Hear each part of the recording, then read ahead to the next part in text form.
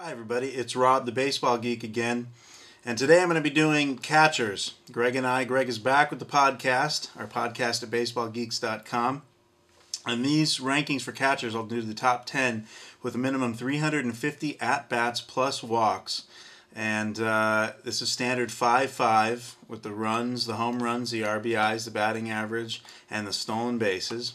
Stolen bases is not necessarily the category you're looking at with catcher, but there are some catchers actually who do get stolen bases. Topping in the list of stolen bases is Jason Kendall. He doesn't come in at the top 10. Figured I'd let you know that in case you needed that category. I think Jason Kendall will get you some cheap ones. But coming in at number 1 and 2 are the two obvious ones. One of them was a surprise I don't think anyone predicted. Joe Mauer is the one that we did predict. He comes in at number 1, but these two are very similar in their total stats in terms of their ranking. Mauer was just incredible with his batting average. That puts him over the top with everyone. He's obviously the best catcher as he was leading the, I believe, the majors, but definitely the American League in batting average last year. And his .429 on-base percentage. He got 8 stolen bases. So he's the whole package. If there's any catcher that you want that'll get you and help you in every category of the 5, he is the man. Brian McCann, not so much in the stolen base situation with the 2 stolen bases last year, but his 23 home runs 24 home runs and 93 RBIs, absolutely amazing. And that was in it looks like 80 at-bats fewer than Joe Mauer had, and he hit 11 more home runs. So is that going to happen again? I don't know. You know, when we talk about sophomore players coming out after a gangbuster initial season, always something to be careful about, and Brian McCann is definitely that. Would I like to have Brian McCann on my team? Yeah, I'm not going to deny that. One of the members of our money league can keep Brian McCann for $20. I don't think there's other alternatives. You can keep Jason Bay for $15. I think it's probably a better options between Bay and McCann. But McCann, is he worth $20 in a $260 salary capped bidding league? Yeah, I mean, based on his last year's stats. Personally, I don't think I'd pay that much. Let somebody else do that because it's a sophomore year. Let's see if he was the real deal. I don't know if that's the case. It might be now that pitchers have figured him out. Maybe there's some kind of pitch that they weren't throwing to him that he can't hit. Something to think about. Now, the catcher position, you got to be careful with old fogies. And last year, one of the best catchers from 2005 with stat-wise, he was amazing, was Jason Varitek. Last year, he doesn't even make the top 10. So buyer beware with the next guy who I had on my team last year and I was very happy with. I only paid $7 for him. Jorge Posada. Now Jorge Posada, 23 home runs, 93 RBIs. That's 1 less home run than McCann, same number of RBIs. And Jorge Posada actually had 3 stolen bases, which was 1 more stolen base. The reason that he isn't as high ranked as Brian McCann is the almost 60 point difference in batting average. That's key. Posada hit .277. I think Posada's on the downswing of his career, but if he has anywhere similar to what he did last year, he's a great option. I'm not keeping Posada for 12 because we add 5 to the previous year's salary. It's just too much. But if I can get him for 7 again, I think I've got a steal. There is, of course, the risk. I would have been happy of having Jason Varitek at the beginning of the season last season. And if you're familiar with fantasy and what happened last season, you know that I would have gotten killed. Number 4 is a guy who's very young. He had 572 at-bats, so for the catcher position, that's amazing, and it's very valuable if he is a guy who gets a great batting average. And Victor Martinez, number 4, had a .316 batting average, which was fantastic. And if you have on-base percentage like I do in my league, .391, he's excellent in that category. 16 home runs, 93 RBIs, the same as Posada and McCann, so obviously very valuable, but Bagel, stolen bases. So that's where he gets hurt there. Posada's 3 stolen bases sort of send him over the line, but Posada and Martinez, in terms of ranking, were very close.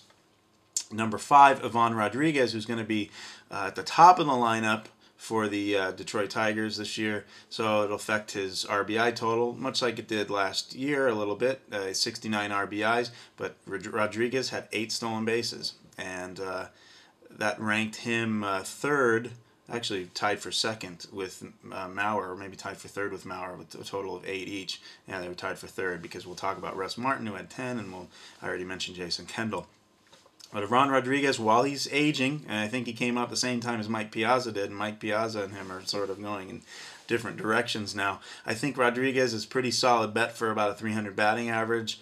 On-base percentage not so good, so in my league he's not going to be as valuable in that sense. Runs aren't going to be that high, in the 60s, 70s. He had 74 last year, and the home runs are not great. But remember, the catchers. This is something to remember with catchers. Joe Mauer, if you talk about the player track rank of all players, outfielders, infielders, and all that stuff, he actually ranked. He is the best catcher from the majors last season. There's no doubt. I don't think anyone will deny that. Under overall player track rank for last year is 153. So the first catcher in the overall player track rank doesn't come in until 153. There are 152 offensive players that player track believes are better, and that's just the reality with catcher. The thing with catchers, you just don't want to kill your team with just really horrific guys. If you can prevent it, you want to get guys that are relatively balanced, get you some cheap stolen bases if you can, and that's where Kenji Jojima, number 6, comes in. Because he's that kind of guy. At 290 last year, we weren't quite sure what to expect with him, Greg and I. I thought he might have low teens in home runs. He ended up with 18, so he was better in that sense. 76 RBIs, doesn't play in the greatest team, and in my particular league with on-base percentage, not so good. He had 332 last year, but a solid option. And obviously last year would have been very good for your team. Ramon Hernandez comes in at number 7 with Baltimore, and there's another guy. 500 at-bats, just like Kenji Jojima, around there last year. But the thing with Ramon is he had 275. I think he's about a 270 hitter. His on-base percentage is better than Jojima's. He's had some more runs scored than Jojima did, and he hit more home runs than Jojima did. Actually had more RBIs. The difference there was he had a single stolen base. So if you look at Rodriguez, Jojima, and Hernandez, very similar style players. Of the 3, I would like them in just that order: Rodriguez, Jojima, and Hernandez this year. And that's hoping that Jojima will continue to get you a few more cheaper stolen bases than Ramon Hernandez did. Now, a guy I really like comes in number 8, but again, I am the Dodger homer. I've referenced him already with his 10 stolen bases, as Russ Martin. I think he's going to be about the same type of player. His on-base percentage is better than the 3 guys I talked about before. Not as high as the top 4. The top 4, the lowest batting average was Posadas with 374. Lowest on-base percentage was 374. So that's pretty darn good. Russell Martin had 355 on-base percentage last season. 10 home runs, 65 RBIs. The thing with his 10 stolen bases that you kind of have to be concerned about is he was caught stealing 5 times. That's 10 stolen bases out of 15. And he's a little bit tubby. Memory serves. I saw him a couple times last year at Dodger Stadium. But he had 118 starts at catcher, 415 at-bats. Might mix up a little bit of time, but he's a guy I would love to have in my squad. Another guy I wouldn't mind having on my squad is A.J. Pierzynski. The White Sox have picked up Toby Hall this year, so there's going to be some split time. I don't know. That will mean fewer at-bats for Pierzynski, who had 509 at-bats last season. But Pierzynski hit 295. He looks like he's a pretty close to 300 hitter now. He's improved himself. He doesn't really walk as much as I would like. He doesn't score a lot of runs, but that's not expected with catcher. But he did his 16 home runs, had 64 RBIs, had a single cheap stolen base. Good option. Sorry about that. I got the buzzing of my cell phone. My wife was calling for lunch, which brings me to this. Some people were asking what was taking us so long, Greg and I, to come back with the podcast. I said that I was burned out of fantasy baseball, which is true, but I'm about to show you the real reason. And there he is. My wife and I have adopted a beautiful baby boy named AJ. So that has certainly kept up a lot of my time, and so now you know. There's something personal about me that you've seen. Hi, AJ. If you watch the YouTube account here, then you've probably seen that already. But that is certainly a reason why it took me a while to get back in. We got the phone call in early January saying that AJ needed a home, so he got one. Now, moving on to the last player is Paul Lo Duca, number 10. I had him on my team 2 years ago, and no real home run power to speak of there. Last season he had 5. The year before I think he had 4. He gets cheap stolen bases. I think in 2004, 2005 he had 4 stolen bases each. Last season he had 3. So you're looking for a few there. He did have 512 at-bats. Again, is great for if you can get a decent batting average from a catcher, because that will be, icing on the cake. And Paul Lo Duca had 318. In those 512 at-bats. amazing. He also had a decent on-base percentage for my league, which was .355. He scored 80 runs. He's generally, because he can hit at the top of the lineup for the New York Mets, and that's a great team. But that hurts an RBI total. He only had 49 RBI total. So in RBIs, he was ranked 20 out of 25 catchers that are available with the 350 minimum at bats. So you can see that's where he got killed. But that is the top 10 catchers from PlayerTrack.com.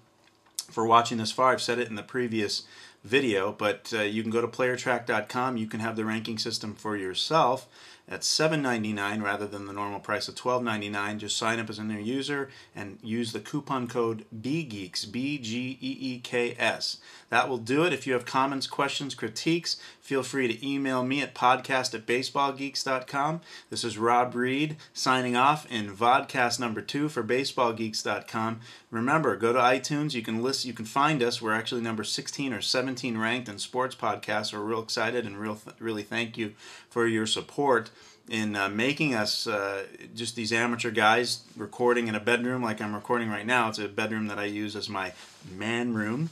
And this is what we do, just real amateurish stuff, but people seem to like it, and hopefully we'll help you with the fantasy drafts. My Money League draft is next week. Also take a look at baseballgeeks.com.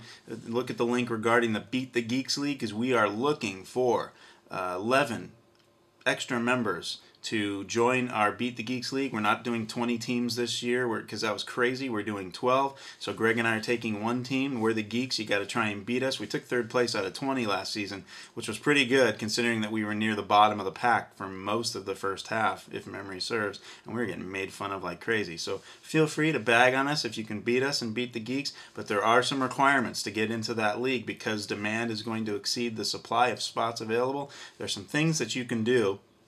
Listen to this week's podcast from March 17th, St. Paddy's Day, or you could go to the baseballgeeks.com website and find out the details. Thank you for watching.